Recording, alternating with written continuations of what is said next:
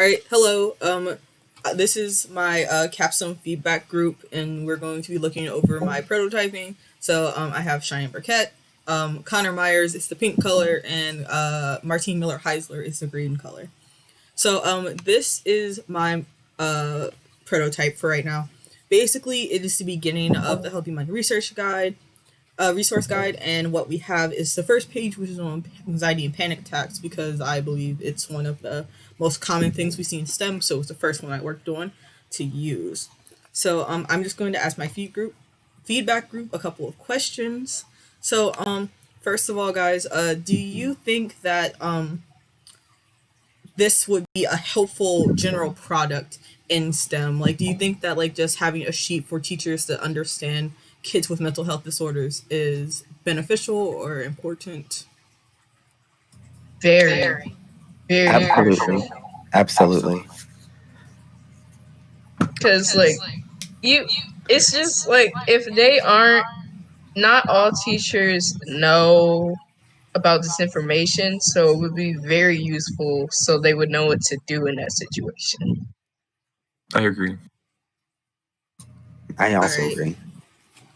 So I guess my second question would be: do you think that the format in which it's presented is beneficial, and like if it was used in a spur of the moment type thing, do you think that would be helpful overall for the student and the teacher? I think so because it's organized in bullet points and it's quick, easy to read sentences. So, in the spur of the moment, I feel like teachers or whoever has this resource could very easily know what to do. I have to agree with Martine. It is a very helpful and useful resource. It's very quick, easy to understand, which is very important because if it was too wordy or too busy, it would confuse people and they wouldn't remember these points if it was too busy. So yes, the fact that it's small is really helpful and well presented. I agree with them. All right. So another question I have is that if you were having for example, an anxiety or panic attack, or if you were a teacher who had a student giving a panic attack, do you think that the information given here will be helpful, like what to do, what not to do, and what like that actually looks like, so a teacher that maybe won't hasn't even seen one would know?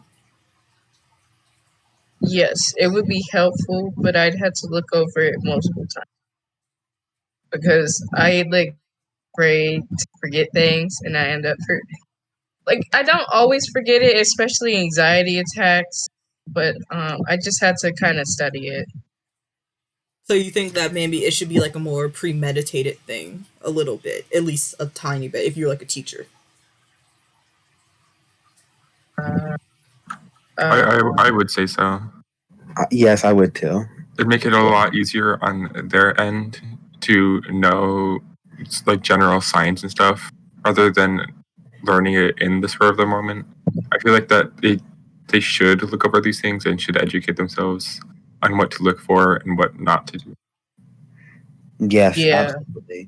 because you should especially not shout or yell or contact them because it's just Yeah.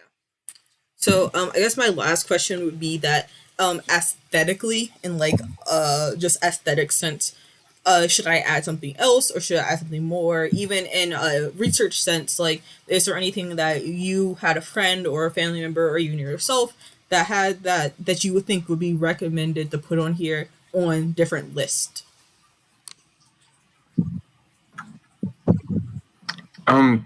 A big thing with some like mental problems, a lot of them can be triggered. So common triggers and stuff like that could be something that could be added to this resource guide. Absolutely, that is exactly what I was going to say. true. I did. Yeah, true. True. Well, because I think I dropped the class because it was triggering. Yeah, that'd probably be important. All right. So thank you, feedback group, for helping.